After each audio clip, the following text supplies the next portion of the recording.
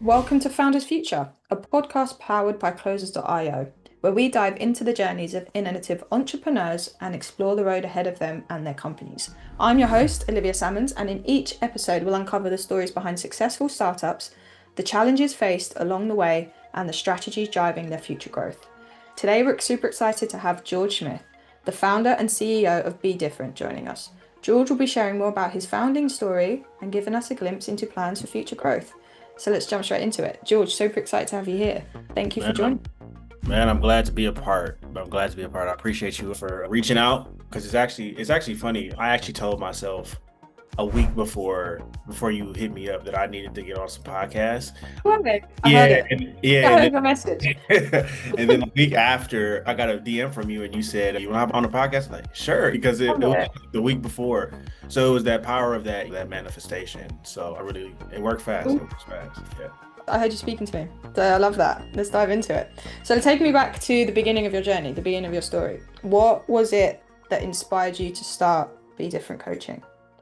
So I'd have to say it started back in college. So that was back in 2019, 2018, 2018, 2019. That's when I started just lifting weights, right? So I was just lifting weights, just trying to look better, feel better. The basic, what's the word? It's just working out just to look better and feel better. But then as I started to lift weights more and more, and I was just doing it for myself, people started reaching out to me and they started asking me for help. They started asking me, George, how did you do it? How are you getting in good shape? I didn't think nothing much of it. I didn't think of making it a business or anything like that because it was just something that I was just passionate in. I would go to class, want to go back to the gym. I would Yeah. want to go back to the gym. So it was just something that I enjoyed to do. What happened was one person, he just came up to me. He's like, man, I just need you to train me. During that time, I didn't want to train anybody. I just wanted to focus on me. But he was persistent. So I started training him. Then I started training my friends around me. And I wasn't charging anybody because I didn't have the experience, right? I didn't Yeah. know what worked for other people's body. I just knew what worked for me. I was training people for, I would say in college, it wasn't nothing. It wasn't nothing crazy. I charged them like $100 a month or something like that. Nothing crazy. And then some people I train for free. But then as I started showing the people that I was working with, more people started to reach out, right? They started noticing that I was training people and they was like, oh, those people are getting good results. You got good results. Let me train you. So then it became a business, right? And it became a business. I was training people on in person and then I transitioned online after I got my first mentor to help me take my business online. So overall, what sparked me to start is the fact that is the fact that it was just a passion of mine, right? Love it. It was just a passion. And then after I was working internships and I knew that I didn't want to do that, I said, what's one thing that I could do for the rest of my life? I don't know what it was though. I don't know what it was. I was listening to something and they said, you know, when you're because I was always listening to entrepreneurs and they said anything that you can do all day for free, Yeah. that's probably what you should do. And I don't know why that's Yeah. stuck with me and it stuck with me for a year. And then it wasn't until I left my internship because it was seasonal that I was like, okay, I could work out all day, right? I could train people all day, right? Because I was already doing it. So I said, Yeah. why not take this full time? So that's how the emergence of Be Different happened. Just a guy with a passion for fitness, just for fitness in general. Love it. Yeah, love it. And literally building a business off of your passion, what you can do for free every day. What is more kind of encouraging and inspiring to get up and do that every day? Crazy. Love it. So you mentioned there having a mentor to help you build that online space and then Yep. move from person to online. Walk me through that a little bit. What was that like? That sounds very interesting. And yeah, that okay. So that's a whole story in itself. So what happened was after I left my internship and I was training people in person. So the way that happened was I was training people in person because I was since you don't know how Michigan is set up. So basically, I was in a city called Kalamazoo, and that was 2 hours from where I am right now. Sure. But since I was on social media and I was marketing, everybody in, yeah, I didn't know marketing at the time. So since I was posting everybody that was at home that I went to school with, like in high school, they were seeing me work out right back at home. And I Yeah. knew I was coming back home after I graduated. Just came home and then I was basically training people all day at home at the commercial gyms. It was a gym called LA Fitness and then a gym called Edge Fitness. I was training people all day. Yeah. And any entrepreneur knows if you're working all day, that leads to massive burnout. So I was training, it got to the point where I was training like 10 clients a day. And it got to a point where the managers at the gym, they were like, "Man, we see you here training people all day. You can't do that." Because I wasn't like a trainer with the gym. So they said, "We need a Gotcha. piece of it, or you." Basically, they were trying to threaten my membership type thing. So Yeah, yeah. and I actually liked the gyms that I was at. So I said, okay, I gotta figure out if I could just do this another way, I would love it. If I could just do this online or something, like that would be perfect. Actually, my mentor came across me on a TikTok feed and I saw him first time and I looked at his content and I saw the testimonials and I was like, there's no way these people are making this type of money, right? Yeah. Because I was doing the math in my head and I'm like, in order for me to make that type of money, I'd have to work like all day, every day, no break. There's no way they're making that money. So I followed him, but I scrolled past it. But then what happened was I saw him a two or three, four more times because he's consistently posting. Let me just check him out. So then I go on a story and he's saying all these people that he's helping and all this stuff. And I'm like, man, this might be the opportunity. So I was like, should I do it? And then I was like, I don't have really nothing to lose. So there's nothing, it doesn't hurt to talk to him. So I talked to him. I hit him up in the DM. He told me his prices and he said everything. And I said, okay, I can do it, but I just have to wait till Monday because because I had to DoorDash and get all the money ready. And he was like, what do you have to, Mhm. if you do it, you make X amount. If you don't do it, then you don't make anything. But if you do it, I can guarantee that you'll make something and you have all the resources that you need to do it on your own. And that Yeah. kind of sold me. I was like, okay, bet. Yeah, I'm gonna do it. I told him, hey man, I'm gonna do it. Let me just get this money. As soon as Monday hit, I didn't waste any time. I just signed Love up it. with him, and then he helped me grow my business exponentially. Exponentially. Love that. Yeah. And then moving, as you say, moving online, it just opens up that complete freedom from the burnout. That the having the Yeah. like massively must help you yourself in general and just your mental state as well moving forward, which can only be better for the business. So let's dive into that a little bit. What was it that you built online? Walk me through your current business model and what all that good stuff looks like. So the current business model, so I run a fitness company, right? So it's the main branch is focusing on training people online, right? Fitness, mindset, nutrition. So the current business model, use social media to Nice. market to your specific ideal avatar that you're working with, right? Your specific customer that you want to work with, and then have them basically DM you, and then you transition that to a call, and then you guys see if you guys are a good fit, right? Because when I first was starting fitness coaching, there's a lot of things that I did wrong, right? Oh, Yeah, because entrepreneurship is like trial and error, right? My mentor taught me different ways, like the right ways to do it. So he shortened the learning curve for me. Yeah, that's the business model right now. We use a customized training app, right? no, My clients, and then I make everybody's plan customized 100% to them, their body, their age, their weight, nothing general, right? Because we live love in it. an age of you can just go on ChatGPT or Google or something like that. But still, majority of Americans are overweight. So like, how do we have all this information and yet a lot of people are overweight? Yeah, Reason why is not because they're lacking the information. The main thing that I see that a lot of guys say is, I know what to do, I'm just not doing it. 100%. Yeah. So when I heard that a lot, I'm like, okay, the real thing here that they need is accountability and human touch, right? Yeah, I was on a call with a client that signed up for my program yesterday. He told me, like, hey, man, I just need someone. He doesn't need me to hold his hand with him into the gym. I made that very clear. But he said, I just need someone who can check up on me and who cares about whether I hit my goals or not. Because when you're a friend of somebody or you're a family member, you don't really tell them the truth all the time, right? 100. To preserve the relationship. You don't want to be too confrontational. As a coach, right? My job is to tell you the truth, right? And a lot of people don't have that, right? A lot of people don't know why they should get a coach, and that's the main reason. Because your environment, they're most likely not going to tell you the truth, right? But a coach will. So basically, the coaching model at the end of the day, use social media to get people that resonate with me, my message, and then I provide them with a solution to get them to the results faster. Love it. And the accountability side of those results is definitely playing a big part. Like I myself have a background in sports, health and wellness, fitness, Yeah. and I would still even have a coach just to have someone that's knowing that I'm going to the gym every day. It's not even to get me there to hold my hand, it's just that someone else knows that I'm doing it. And I It have makes a a coach huge too. difference. So yeah, Yeah. I tell people all the time the top athletes have coaches, Yeah. right? Top athletes. So like, why don't we? Right. Yeah, love it. So walk me through what your ideal client would look like. So who is it specific that you look and like to work with? So I'm not gonna lie, Olivia. It took me a long time to figure out who that was.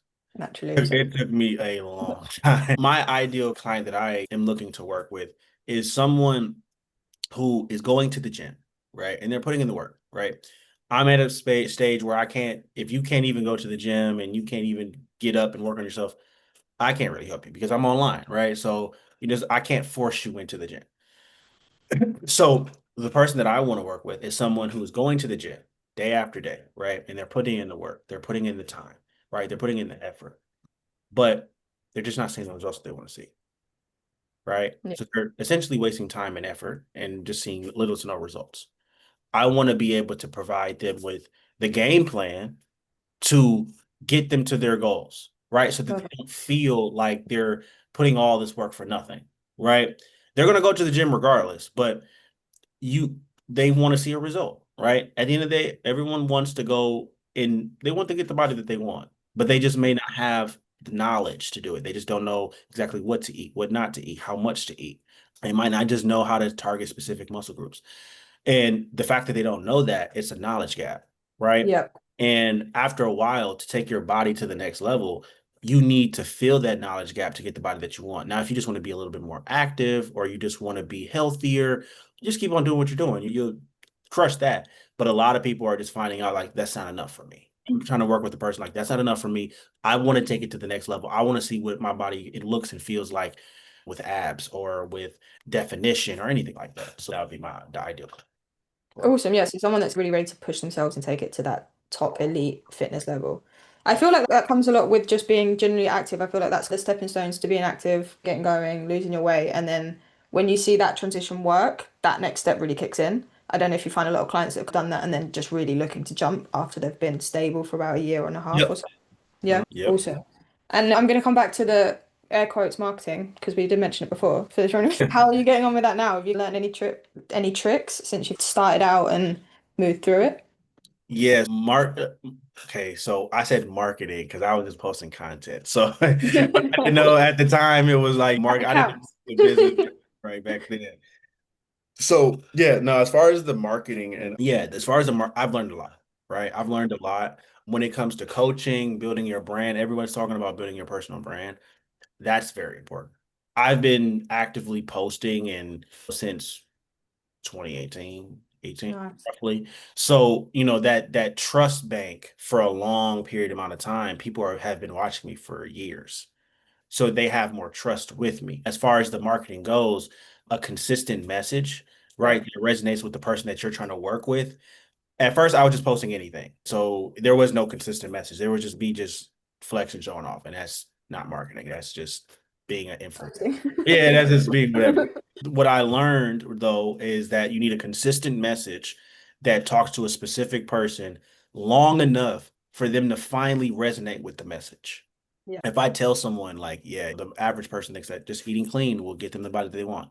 If I tell you that it doesn't for long enough, the second that you're stuck, right, you're going to be like, okay, maybe I don't know what I'm doing. So the consistent message and then the consistently posting every single day, right? So posting like what you're like posting your workouts or posting like if you're in business or whatever, just posting like you in between calls, you showing up, you going out with your significant other, it humanizes you because Yeah. people on social media to they don't necessarily want to be like they don't want this big professional Instagram all the time. They want to buy from a person, right? 100%. So Yeah. when they see that you're humanizing yourself and showing a little bit of your life, sprinkling it in your life, but showing your expertise and how you're going to potentially solve their problem, that's when they build a deeper connection with you and they'll pay you a lot. They'll pay Yep. you a lot if you're actually good at what you do. You can't just not be good at what you do. But yeah, if they'll pay you a lot, they'll pay you thousands of dollars if you can do this correctly. If you can build that trust bank, marketing, like I post every day Love it. and I give value. I don't just get on there just say, "Hey, I posted today." I teach them what I learned today. I teach them, how to get their steps in, what workouts to do, all that kind of Mhm. stuff. I do it so frequently and I give to them so frequently that they feel like they need to get something back they need to give me something back. It's like I know we talked about London before. It's like we went to London and we were getting free samples all day. I'm like, man, I gotta go buy something now. There you go. Yeah, I get you. Yeah, yeah. So it's like that, right? So yeah, that's like Yeah, I feel you. It's like dropping the nuggets every now and again, giving them advice, info without asking for it, then they're going to come back and give you what you owe them in a sense, They're you gonna know? be like, oh yeah, George, Olivia, we got to work with you because Yeah, I yeah. people have They told feel like they know me, you already. It's great. yeah, and the people have Yeah, told me like, man, you've given me so much information. I love need it. like literally, they told me like on a call because I hop on calls with them. They're like, yeah, I gotta sign up because I've been taking all your free content in for years. Love it. It really And you works. and the fact that you hop on the calls personally with them, do you have plans to put a sales team in place, or are you very comfortable with that process at the moment? Sorry, say that one more time. So you're assuming when you say you're hopping calls, you're taking the sales calls with them as well, no? Yeah, I am. Yeah. Are you comfortable with that process, or has that been a new experience for you as well that you've had to learn? I'm personally comfortable with the process because I've been doing it for the last 3 years. So now is that something that has to be continued in the future? Realistically, probably not. But as of right now, I can do it. So yeah, I'm very comfortable with doing it because a lot of the people that hop on the call with me are usually serious about their goals. Yeah, of course. Yeah, because hopping on a call with somebody that doesn't not serious about their goals is a complete waste of time.